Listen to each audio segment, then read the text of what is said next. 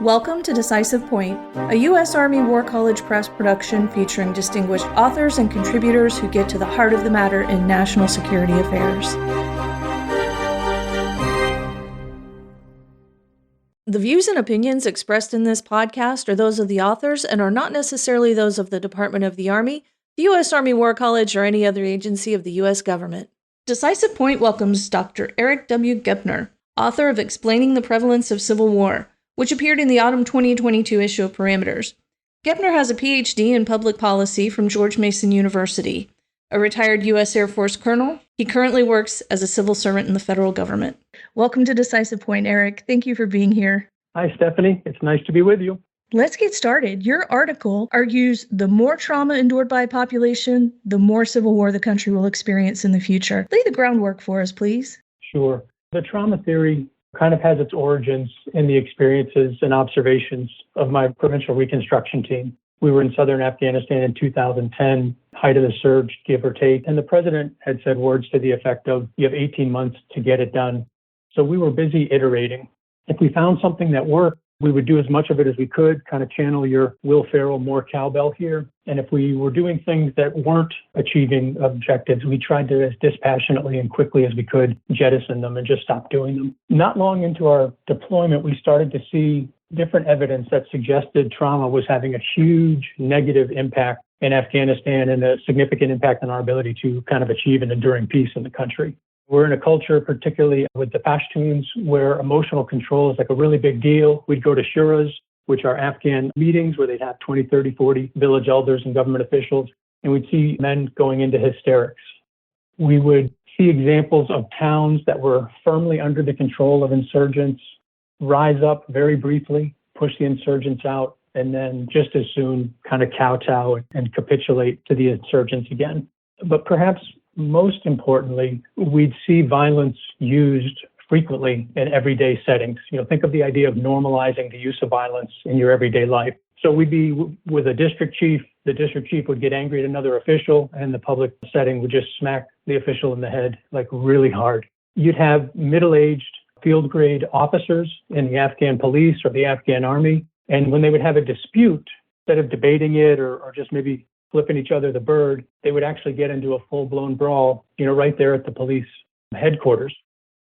And so that normalization of violence is kind of what got me thinking about this. And then when I got back from my deployment, I had a chance to do some more focused research. And it turns out that the Civil War literature tends to ignore the threshold at which citizens will use deadly force against each other. And in the case of civil war, when they would use deadly force against their own government. It kind of gets either ignored or it gets treated as a constant, as if it doesn't change from culture to culture or time versus other times.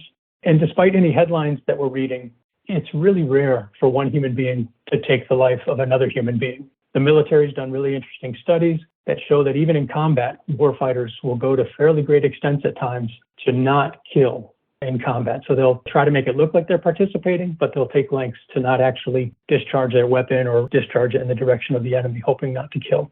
So if you're a wannabe rebel leader, you've got a lot of problems, obviously. One of the big problems is you need recruits for your rebel movement, but more importantly, you need recruits who are willing to kill their fellow human beings. Very specifically, you need people who are willing to attack their own government, to include their government security force. And that's not an easy task. So that's kind of the background of the hurt people trauma theory of civil war.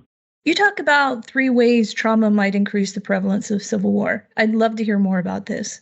So first, and most importantly, is how trauma itself may be a cause of civil war. And so the theory in a nutshell is that people become more violent as they're exposed to severe and repeated traumatic stressors. And if listeners are wondering what a traumatic stressor is, the most notable or most severe would be things like torture or being assaulted with a weapon. Those have really profound negative impacts on people. So as people are exposed to repeated and severe traumatic stressors, it lowers the threshold at which they'll use deadly force or which they'll use violence to kind of achieve their goals or to resolve their problems. And the pathway from the person to the trauma to the increased use of violence will typically go along 3 different dimensions. One, if you're heavily traumatized, the likelihood that you're going to be a substance abuser increases.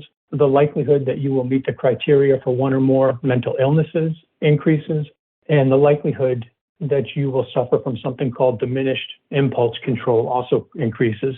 And diminished impulse control, easy example, you drive into work, you get cut off. Somebody with good impulse control doesn't do anything, or they mutter under their breath. Somebody with diminished impulse control does something really unwise, like chases after the person or actually sort of hits their car in response type of thing. And I'd like to share a cool example, if I may.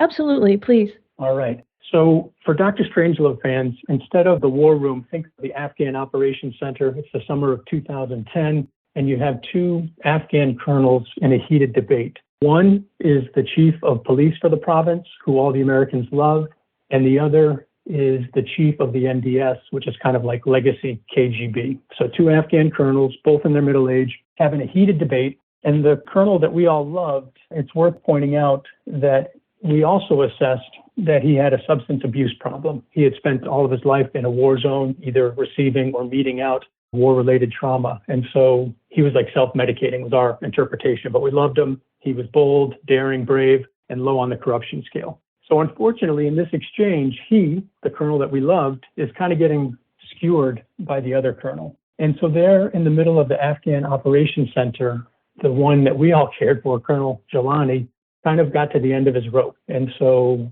there in front of his subordinates, he removes his firearm, ostensibly because he's going to kill the other colonel. And then thankfully, there was an American officer that was there, and he really bravely stepped in between the two of them. The officer didn't speak much Pashto. Colonel Jelani didn't speak much English, but the American was able to use kind of gentle hand gestures and kept repeating, "It's okay, Colonel Jelani, it's okay." And Colonel Jelani eventually holstered his weapon. And so that kind of became like my North Star for the research in terms of what trauma can do to somebody and how it normalizes violence in their life for a variety of reasons. The other two pathways, the traditional arguments for civil war have to do with grievance, like I'm so angry with my government, I'm going to take up arms against them. And then the other main theory is feasibility. I'm going to rebel against my government because I have the ability or the opportunity to do that. And so trauma helps make those theories more robust. For instance, if somebody's been heavily traumatized, it's obvious that they have grievances, and those grievances typically can be focused at a particular person or a particular group. So that's one argument. And then the second argument regarding feasibility or the opportunity for war is that when you think about a traumatized state like Afghanistan, and you think about how they recruit their security forces, they're largely pulling from a really traumatized population. So the likelihood of getting an incompetent security force member is pretty high. And so that makes civil war more feasible because it's easier for a rebel force to fight against an incompetent security force than a competent one. How does your paper test the trauma theory of civil war?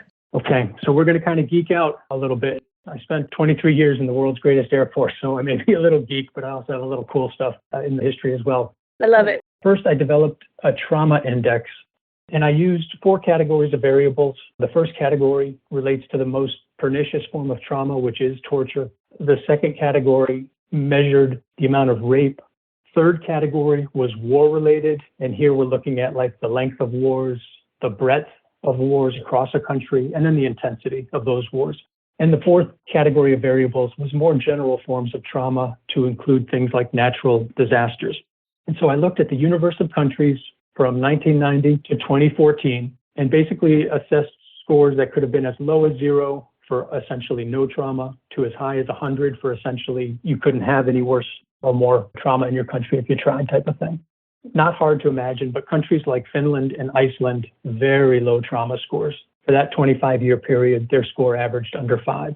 And then you compare that to the average country, which was about 27. And then you compare that with trauma states like Sudan, Somalia, and Afghanistan, who were all up in the 70s. And so one of the interesting things that the research showed is that when you have a low amount of trauma, the risk of civil war is negligible. I mean, it's almost non-existent. And that low probability of civil war stays until it dramatically increases as a trauma score approaches around 50. At that point, a country has about a 1 in 10 chance that year of going into civil war. And then just bumping it up from the 50s into the 60s, that 1 in 10 chance becomes 1 in 5. And so it's kind of a parabolic curve where low to moderate amounts of trauma do not seem to be associated with much civil war. But once that trauma intensifies, you really see a rapid increase in the probability of civil war. Stephanie, I'm going to hit one more thing there, if that's okay, on the testing. Absolutely. And so in the actual testing, developed the index, kind of did correlations to show the different numbers and how they related to probability of civil war, and then really kind of geeked out and did various statistical analysis. And I'm not going to spend long on this, but the first analysis I used was logistic regression with something called lagged variables. And basically that's just kind of the industry standard. So if you're a Civil War researcher, you tend to use logistic regression with lagged variables. And so that's kind of why I use those. But if you're looking at what the best or optimal statistical technique is, it would be something called instrumental variables, which I also used. And basically that helps get rid of the circular argument. It's obvious, non-controversial, to say that civil war causes a lot of trauma. And here I am arguing that trauma causes a lot of civil war. And so it gets very hard to disentangle that relationship. And instrumental variables, in a sense, helps you bypass that because the variable you use is only related to trauma. You can demonstrate that it has no relationship to civil war. And that's the way to kind of break the circular argument. What conclusions can we draw from the study? So 5 conclusions. The number one, which would be foot stomp, is that the United States should not intervene in the civil wars of trauma states because countries with high rates of trauma, Afghanistan would be the poster child, are going to likely experience more civil war because of those high trauma rates, because the trauma has institutionalized or normalized the use of violence in daily life. And that use of violence is a critical threshold for rebel leaders when they seek to recruit their rebels. So those countries are susceptible to increased future civil war because that normalization of violence is kind of at the ready and is accessible to rebel leaders. The second one is, okay, if failing number one, political leaders decide we still need to go in, then let's estimate and plan for the negative effects of trauma on the host country before we intervene. We do great planning as military warfighters, and so let's incorporate that mental health angle, not in a soft kind of helping agency perspective, but thinking about it from a security perspective. And that's the third recommendation, is that yes, we all respect and have high empathy for mental illness, trauma, but in this context, we can treat trauma as a security concern because it does appear that trauma will have a certain impact or a certain effect on our ability as we conduct the war to achieve U.S. goals. The fourth conclusion would be to deploy mental health capabilities to the trauma states if we do go there. And this would be directed towards kind of the key government or security force leaders to try and minimize or mitigate the negative consequences of trauma on them. Because when you think of like in Afghanistan or Iraq, we were there in large part to build up those indigenous forces and capabilities. And it's going to be very difficult to get them to a certain level of performance absent some type of mental health intervention. And then the fifth is more predictive, and it's the idea of including the trauma index in predictive models. So organizations like the CIA, DoD, Department of State have a history of using predictive models to anticipate flashpoints across the globe. And my argument in the paper is that if we added the trauma index, that would help to predict potential hotspots, specifically with civil conflict, civil war, that the United States might find itself in the future. Can you give us your final thoughts on this topic? So 2 final thoughts. The first one is going back to recommendation 1. The United States should not intervene in the civil wars of high trauma states. It's not a guaranteed losing proposition, but it's really difficult. And there's only so much that U.S. efforts can achieve when you're dealing with a population with high trauma rates. And the likelihood that they're going to slip back into future civil war is much higher than if they were a low trauma state. And then the second and final thought is that we need to continue maximizing the use of America's combat experience. We have 20 plus years of warfighting in different theaters, which has given us a lot of experience. And when you think about warfighting, there's a huge difference between the theory of warfighting. There's a huge difference even in doing exercises related to warfighting as compared to the actual warfighting. So to the extent that we can get increasing numbers of America's war veterans to share their stories, and then potentially to combine those operational experiences with additional research and publish, I think America will benefit. Thank you for your time today. This was a really tough topic, but it was an absolute pleasure talking with you.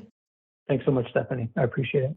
If you enjoyed this episode and want to learn more about the connection between trauma and civil war, check out the article at press.armywarcollege.edu/parameters. Look for Volume 52, Issue 3. If you enjoyed this episode of Decisive Point and would like to hear more, look for us on Amazon Music, Spotify, Apple Podcast, Stitcher, and any other major podcast platform.